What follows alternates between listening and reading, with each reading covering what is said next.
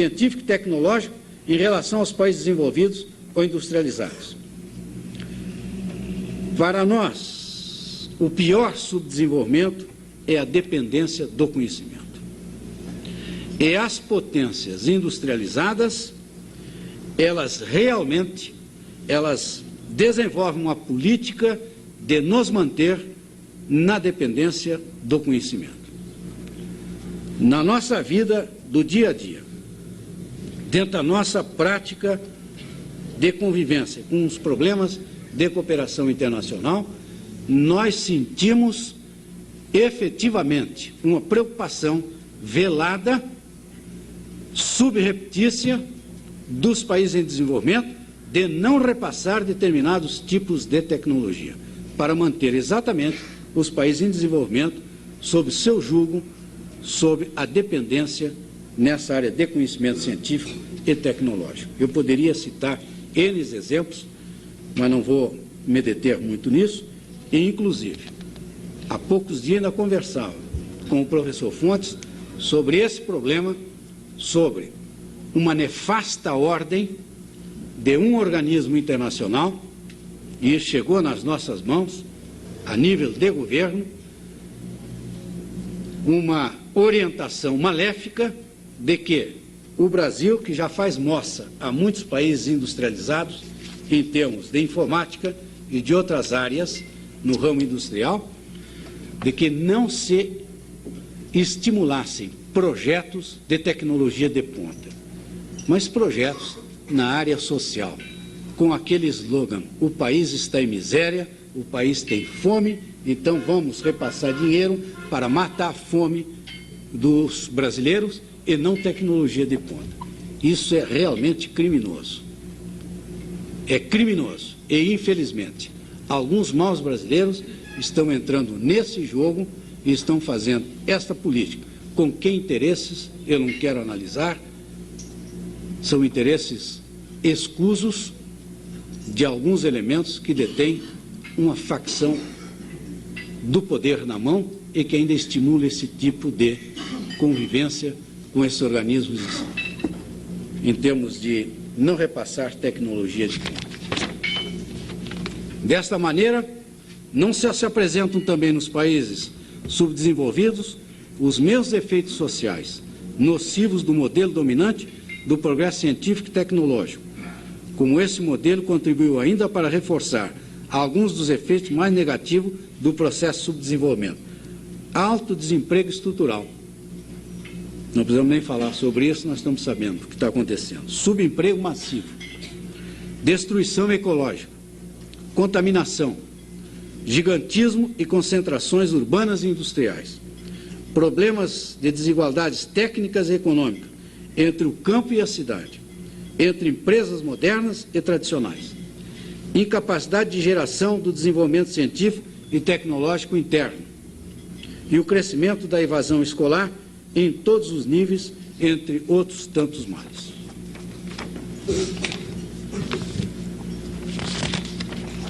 Para não roubar muito tempo dos senhores, nós vamos passando adiante.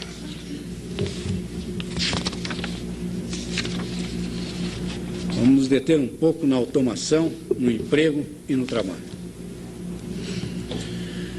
É evidente que tanto a automação como outros avanços científicos e tecnológicos aplicados na produção têm novas e profundas implicações sobre a natureza do trabalho e a problemática do emprego.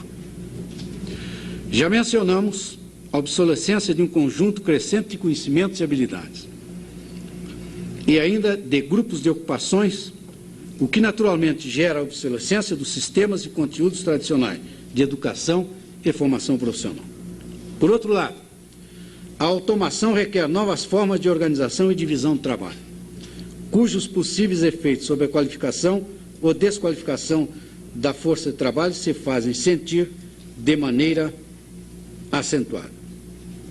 Os senhores que trabalham em empresas com tecnologia de ponta, que absorvem equipamentos modernos, máquinas por comando numérico, sabem que essa introdução desse conjunto todo, de uma tecnologia de ponta, gera uma desqualificação massiva da força de trabalho. expulsa muita gente para o mercado informal. Agora mesmo, eu participei, a semana passada, de um seminário em Montevidéu, promovido pelo Centro Interamericano de Administração do Trabalho. Tinham 19 países presentes a essa reunião. E todos estavam preocupados com um problema seríssimo que está acontecendo a nível de América Latina. O grande contingente da força de trabalho, que eles estão chamando de trabalhadores não protegidos pelos benefícios sociais, que não têm carteira de trabalho, que não estão cobertos pela Previdência Social e, ainda mais, estão também descobertos por programas de formação profissional. E tomei conhecimento nesta reunião uma estatística de um trabalho apresentado em uma tabela do que se passa no nosso país. Um estudo feito há 2 anos atrás pelo governo, por técnicos do governo, mais precisamente da CEPLAN, em que o número de trabalhadores não protegidos no nosso país está em volta de 45%. Então nós temos uma PEA, uma força economicamente ativa, uma população economicamente ativa, no valor de mais ou menos 50 milhões de pessoas, nós temos 45 que estão à margem da proteção do próprio Estado, à margem dos benefícios, à margem da formação profissional. Esses são trabalhadores assalariados, que estão exatamente no mercado informal. A grande maioria deles perderam seus empregos e não conseguem mais ser involucrados dentro da empresa moderna, do setor moderno da economia.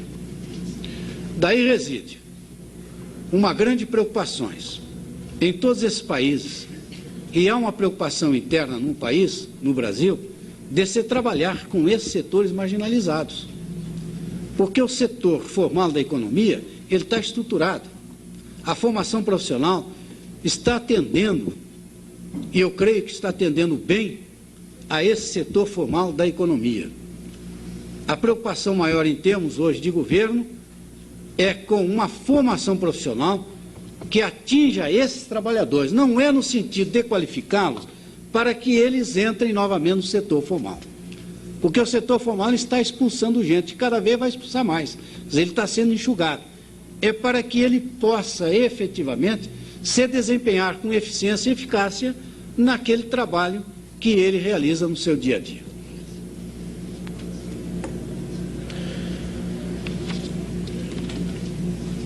Toda a intervenção direta do trabalhador no processo de trabalho é suprimida e substituída pela execução de tarefas de controle e supervisão.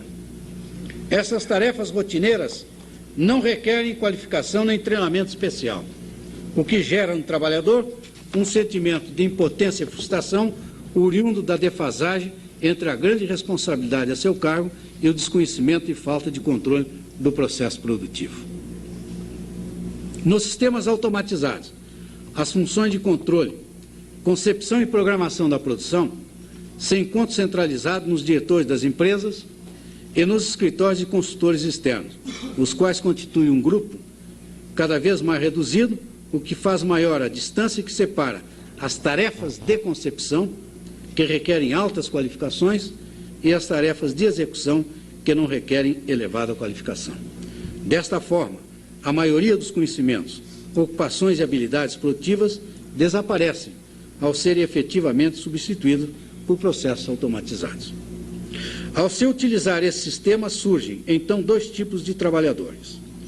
Aqueles sujeitos a ocupações subalternas, cujo alcance e ritmo de trabalho está determinado por máquinas e instrumentos automatizados, e aqueles encarregados da manutenção e supervisão destas máquinas.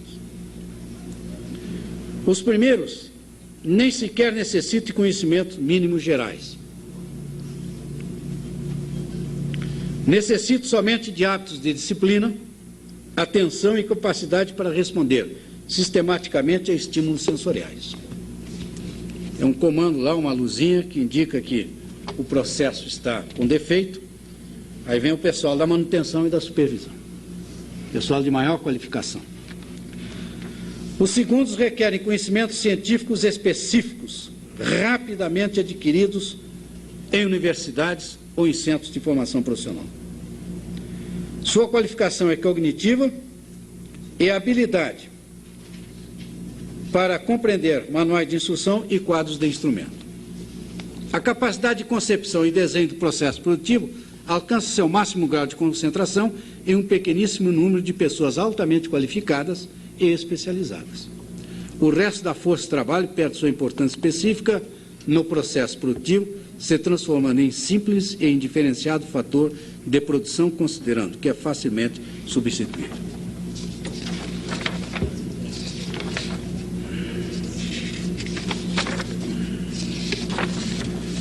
Implicações para a formação profissional.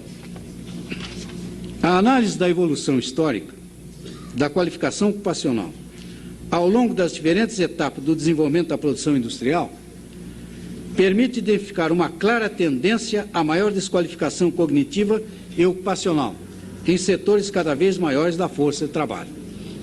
Por tudo aquilo que nós já falamos antes: a automação, a absorção de tecnologia de ponta, equipamentos sofisticados, etc. Esse processo alcançou sua máxima expressão através da revolução científica e tecnológica, a qual é resultado da consciente utilização da ciência nos modos de produção através do uso intensivo de capital. Já em 1965, e aqueles que estão ligados à área de fabricação de automóveis sabem bem, nas linhas norte-americanas de montagem de automóveis, as 3/4 partes das tarefas da produção requeriam uns poucos dias de adestramento no trabalho.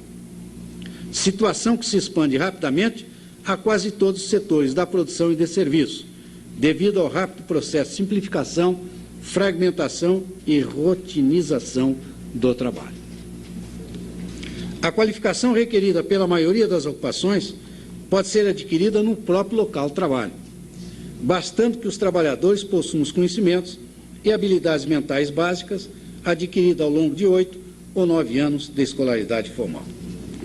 A desqualificação técnica e cognitiva de amplos setores da força de trabalho no Brasil e na América Latina representa um dos principais problemas que devem enfrentar tanto o sistema de educação formal como as instituições de formação profissional. Ante a desqualificação massiva da força de trabalho, ambos os sistemas tenderão a perder sua funcionalidade econômica e se converterão cada vez mais em grandes artifícios institucionais com o objetivo de prolongar o momento de inserção da juventude no mercado de trabalho ou facilitar a eficaz adequação destas aos requisitos ocupacionais. Para estimular a reflexão, seria oportuno levantar algumas indagações decorrentes dessa problemática. A.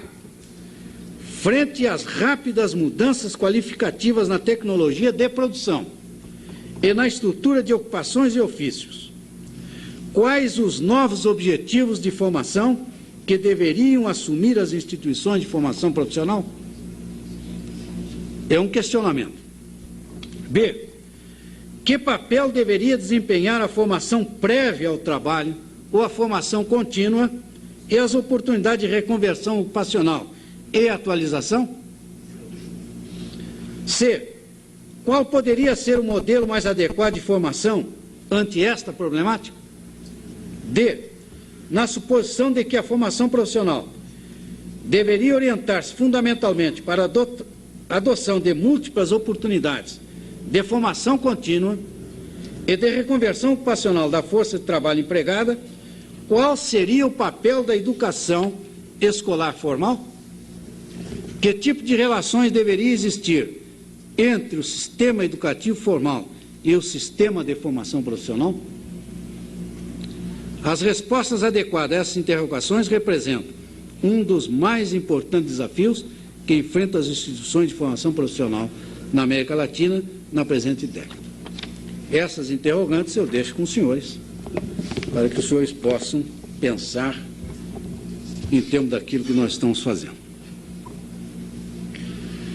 Vamos, então, agora entrar especificamente na política de formação profissional. Então, antes de tudo isso aqui, que foram levantados nos seminários e que é uma realidade que nós estamos vivenciando, não adianta nós fugirmos disso, a política tenta responder, sendo um instrumento hábil e não um instrumento estático. Deve ser um instrumento dinâmico. A nova política de formação profissional está contida em um quadro referencial, ajustada aos grandes objetivos da formação profissional, obedecendo a um conjunto de diretrizes específicas referentes a cada um dos componentes da formação profissional, indicados a seguir. É aquilo que eu falei no início. Procuramos involucrar os componentes do processo de formação profissional. A pesquisa, o planejamento e avaliação, a informação e orientação profissionais, a certificação ocupacional, o desenvolvimento de recursos humanos envolvidos com a formação profissional, as novas tecnologias, a cooperação internacional, a documentação e a informação. São, pois, essas políticas que definem os grandes marcos referentes da atuação das entidades de formação profissional do país. Todas as ações das instituições com vista à maior eficácia operacional deverão se basear nesse valioso instrumento que oferece o rumo a seguir no momento presente, objetivando sua efetiva interação com o plano de desenvolvimento econômico e social do país. Nós começamos o nosso documento com um quadro de referência. A formação profissional enquanto prática social processa sob determinadas condições econômicas e sociais, vinculantes, portanto, à realidade do emprego e da dinâmica econômica nacional e internacional. Nesta perspectiva, a política social assumida pelo atual governo é produto do diagnóstico da situação nacional, como nós falamos antes, o qual aponta como raiz estrutural dos principais problemas do país um modelo econômico adotado nas últimas décadas, ocasionando profundos desequilíbrios econômicos e sociais. Esta é a grande realidade, é o quadro nacional que nós estamos vivendo. A sociedade assim organizada tem como resultado a existência de desigualdade na distribuição da renda e o controle por parte de pequenas parcelas da sociedade dos mecanismos de poder econômico, político e social.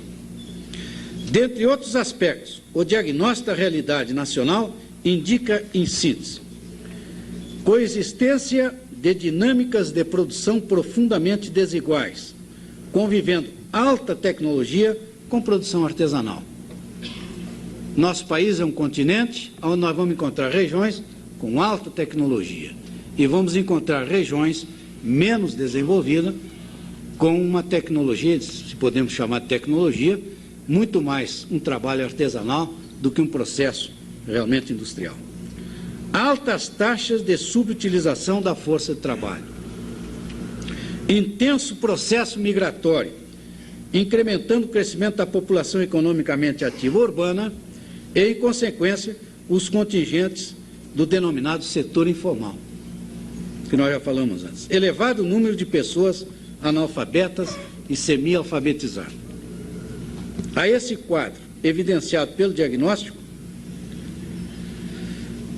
pretende-se responder através da busca de um processo de mudança nas bases de relação do poder econômico, político e social, que visa fundamentalmente um desenvolvimento econômico, social e cultural de acordo com as aspirações da sociedade brasileira, atenuar os desequilíbrios internos e as relações de dependência. Por conseguinte, a Política Nacional de Formação Profissional dependerá da filosofia e ação estabelecidas pelo Estado. Assim, para que uma política de formação profissional possa contribuir com ações e mudanças, Essa política deve ser autêntica, refletindo com fidelidade o caráter e a essência das aspirações da sociedade. Por outro lado, o diagnóstico revela que a realidade da economia nacional, aliada à realidade da dinâmica tecnológica a curto e médio prazo, não apresenta grandes perspectivas de solução dos problemas conjunturais do desemprego, evidenciando, ao contrário, seu caráter estrutural expresso pela existência de significativos contingentes populacionais em situação de desemprego e subemprego, demandando respostas às suas exigências básicas: trabalho, educação, alimentação, moradia e saúde. Diante desse quadro, a política econômica deve colocar a questão do emprego como objetivo prioritário, buscando políticas de expansão urbana da demanda de formação profissional, combinados com políticas de regionalização que desconcentrem o crescimento urbano, além de promoverem transformações necessárias na estrutura fundiária do país. Finalmente, para que a Política Nacional de Formação Profissional possa contribuir com as mudanças propostas pela política da nova República, esta deve, de acordo com a política social reiteradamente defendida pelo governo, garantir uma filosofia que procure o equilíbrio e a justiça entre os grupos sociais, superando as formas de dominação e alienação, buscando o trabalho solidário e o diálogo social como instrumento de sua realização histórica. Os obstáculos à realização do homem, os impedimentos à participação social, econômica e política, o privilégio e a discriminação invalidam os esforços de uma sociedade justa, meta de qualquer política educacional que busque atender às aspirações legítimas da sociedade. Para tanto, será necessário que Estado, empresários, trabalhadores e instituições de formação profissional, em estreita colaboração, se tornem instrumentos de apoio no novo ordenamento econômico e social que se pretende construir como verdadeiros agentes sociais articulados em busca do fortalecimento socioeconômico do país. Domínio de competências específicas. Há determinadas tarefas que compõem o núcleo do aprendizado de determinadas ocupações. Elas constituem um domínio de competência específica que definem o conteúdo básico da formação profissional. É o núcleo central da aprendizagem da formação profissional. Reelaboração de uma cultura de trabalho.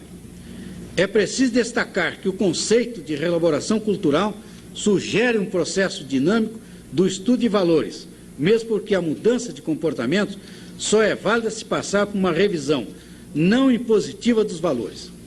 Propõe, portanto, um processo de enriquecimento pessoal dos participantes por meio de um projeto educacional que contempla não só o saber acadêmico, mas também o saber individual que nasce da experiência vivida pelas pessoas. A apropriação de um saber tecnológico.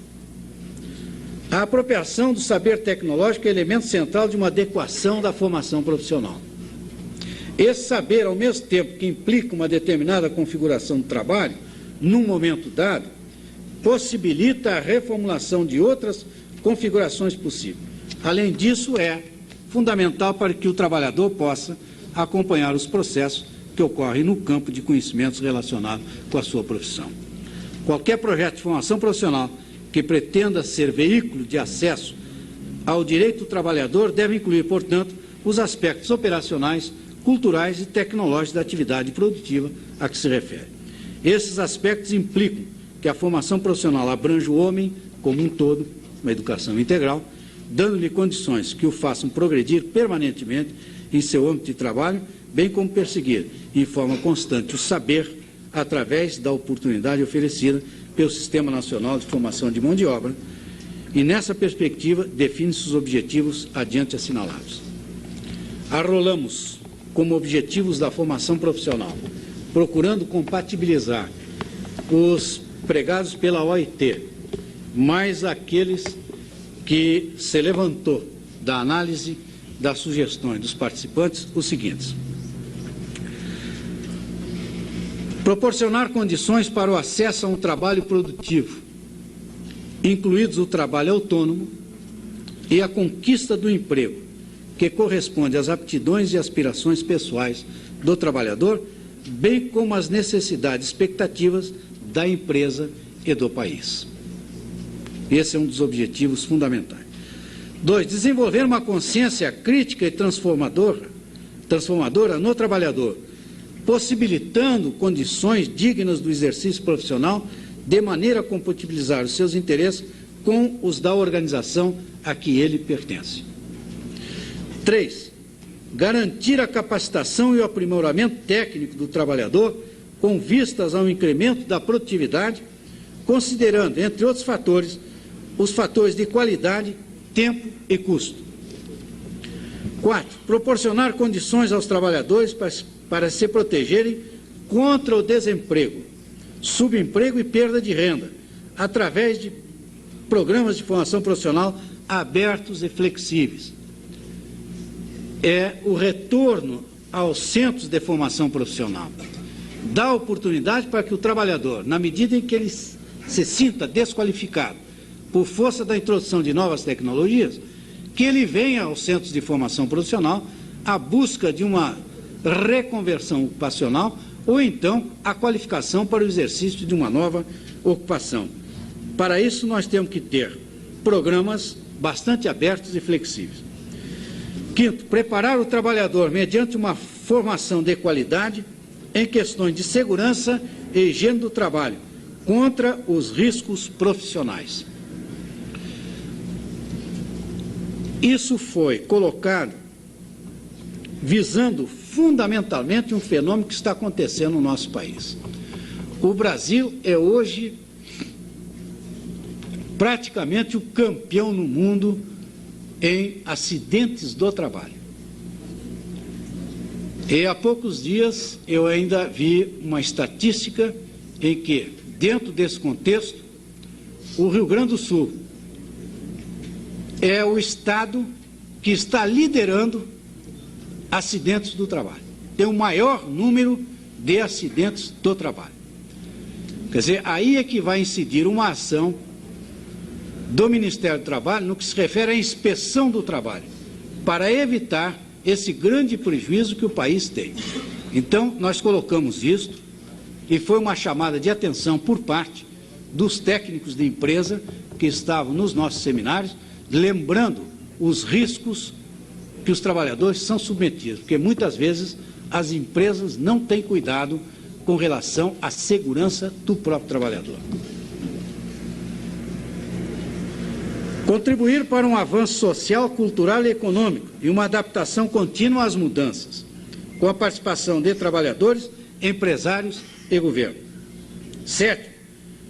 Perseguir a dimensão maior da democratização de oportunidades num processo que apropie o saber tecnológico e incorpore a cultura das práticas produtivas do trabalhador.